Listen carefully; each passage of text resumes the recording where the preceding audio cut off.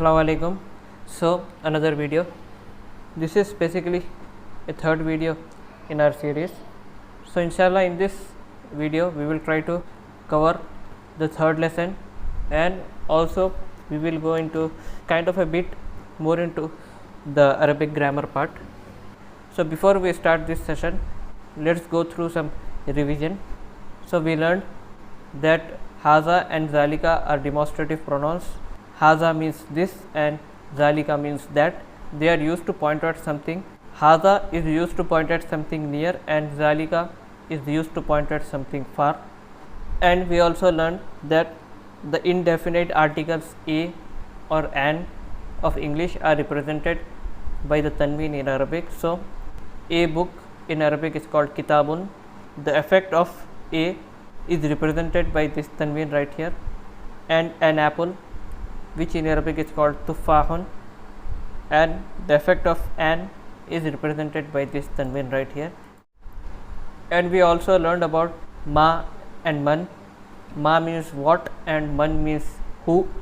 And we also learned that if we insert this hamza, which is called hamza of interrogation, before a sentence, then it turns that sentence into a question. So the sentence is haza khamisun, which means this is a shirt. So if you insert this hamza before a sentence, then that sentence becomes a question. So now it means, is this a shirt? So this is not a shirt, so the question is wrong. So you will say la haza mindilun, no, this is a handkerchief. La means no. So anyway, now we will go to third lesson. So in the first video we learned about Arabic vowel signs, that is harkat. So the Arabic vowel signs or harkat are dhamma, kasra and fatha, and any letter that has dhamma is called mazmum, and any letter that has kasra is called maksur, and any letter that has fatha is called maftuh. You can watch the first video for more details. And tanween is basically double harkat. So there is another thing which is one of the most important part of Arabic grammar, that is halat. In English you can say conditions. So Arabic nouns and verbs have specific conditions on which they are in, and these conditions basically dictate everything in a sentence. So the halat of Arabic nouns are marfu, majroor and mansoob. So how do we know that in which condition or in which hal are these nouns in Arabic? Well, we generally look at the final vowel sign of a word. So if a noun ends with dhamma, then it is marfu, and if it ends with kasra, it is majroor, and if it ends with fatha, it's mansoob. So here I will give you example. So when we read the kalima, we say la ilaha illallah Muhammadun Rasulullah. So this word Muhammad right here is marfu because it has ended with dhamma. It doesn't matter if it's end with single dhamma or double dhamma. So here it is double dhamma. And when we read the durud, we say Allahumma salli ala Muhammadin. So this word Muhammad right here is majroor because it has ended with kasra. And when we read the shahada, we say wa ashhadu anna Muhammadan Rasulullah. So this word Muhammad right here is mansoob because it has ended with fatha. So what happens if you vocalize the final letter of a word wrongly? Well, sometimes it can totally change the meaning of a sentence. So here I will give you example from Quran. So here is an ayat from Surah Baqarah. وَإِذِ ابْتَلَى إِبْرَاهِيمَ رَبُّهُ بِكَلِمَاتٍ فَأَتَمَّهُنَّ. And you can see the translation here. Remember when Ibrahim was tested by his Lord, or the translation of Sahih International, and when Ibrahim was tried by his Lord. So this word Ibrahim here is mansoob, and this word Rabbu and not the ha, this ha is a pronoun, so this is a separate word. So this word Rabbu is marfu because it ended with dhamma. So if you change this dhamma into fatha and make this rabbahu, and change this fatha of Ibrahima into Zamma and make it Ibrahimu, then that meaning totally changes from Nauzubillah when Ibrahim was tested by his Lord to Nauzubillah when Ibrahim tested his Lord. So the meaning totally changes. So you can see the importance of halat. So again, if a word ends with Dhamma, it is called marfu, and if a word ends with kasra, it is called majroor, and if a word ends with fatha, it is called mansub. So now we will go to the main book, Ad-Darsus Salis, third lesson. So in the previous videos we discussed about the indefinite article a or an of English. We said that the a or an of English are represented by this tanween here. So now we will discuss about the definite article of English, which is the. So the definite article of English the is represented by this al right here. So baitun means a house, al baitu means the house, and when you attach this al before a word, then this tanween gets dropped and you are left with a single harkat. So baitun became al baitu. So kitabun means a book, al kitabu means the book, qalamun means a pen, al qalamu means the pen, jamalun means a camel, and al jamalu means the camel, and all these words are basically marfu because they are ending with dhamma.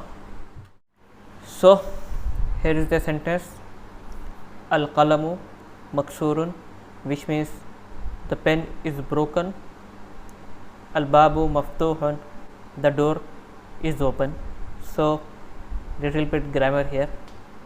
So if you don't understand anything related to grammar, then don't worry, inshallah we will be repeating these things so often, and even if you don't get it, then please comment on the video. I will try to explain it as easy as I can. So in Arabic there are two types of sentences. First is al jumlatul ismiya, which in English is called nominal sentence, and al jumlatul fi'liya, which in English is called a verbal sentence. Al jumlatul ismiya is basically a sentence that starts with a noun, and al jumlatul fi'liya is a sentence that starts with a verb. So we are discussing jumlatul ismiya here. Jumlatul fi'liya we will discuss in later part of our book.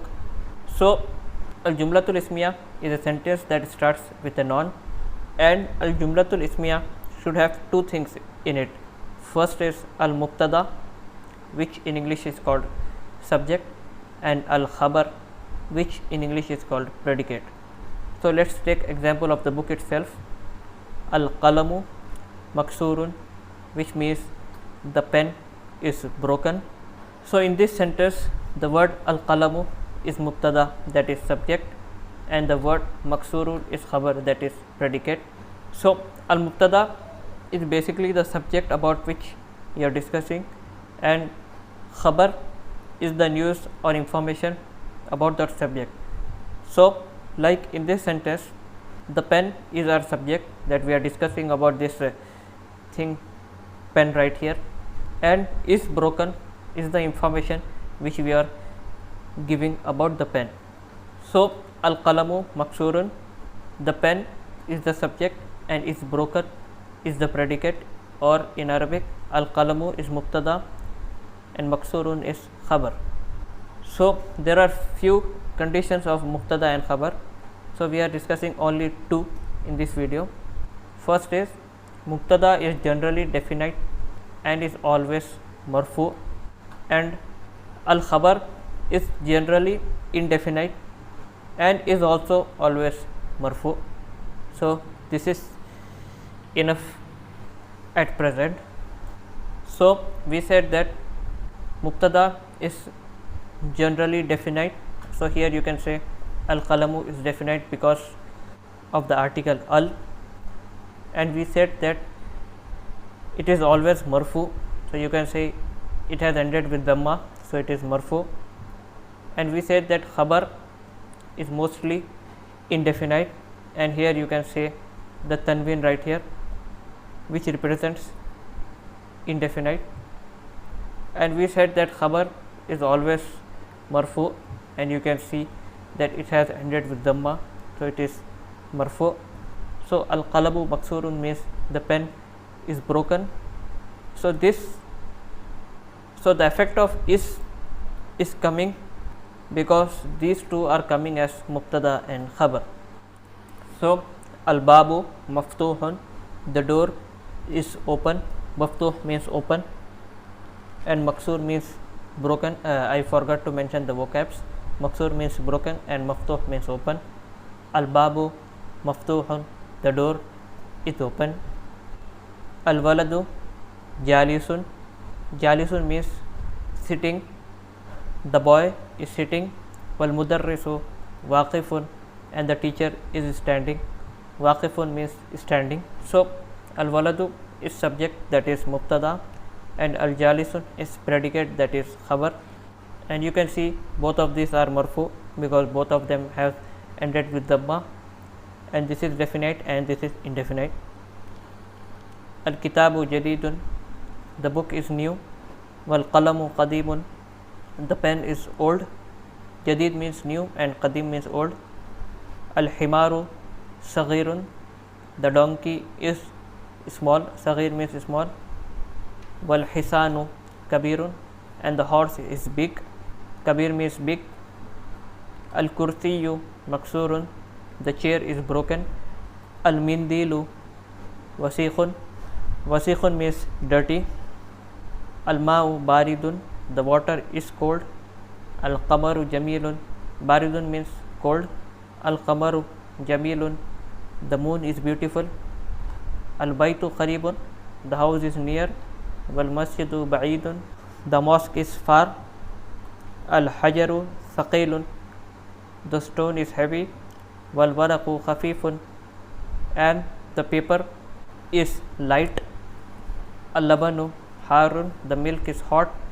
Al khamisu nadifun, the shirt is clean. All these are basically mubtada and khabar, that is subject and predicate. So inshallah in this video I guess we will end it right here.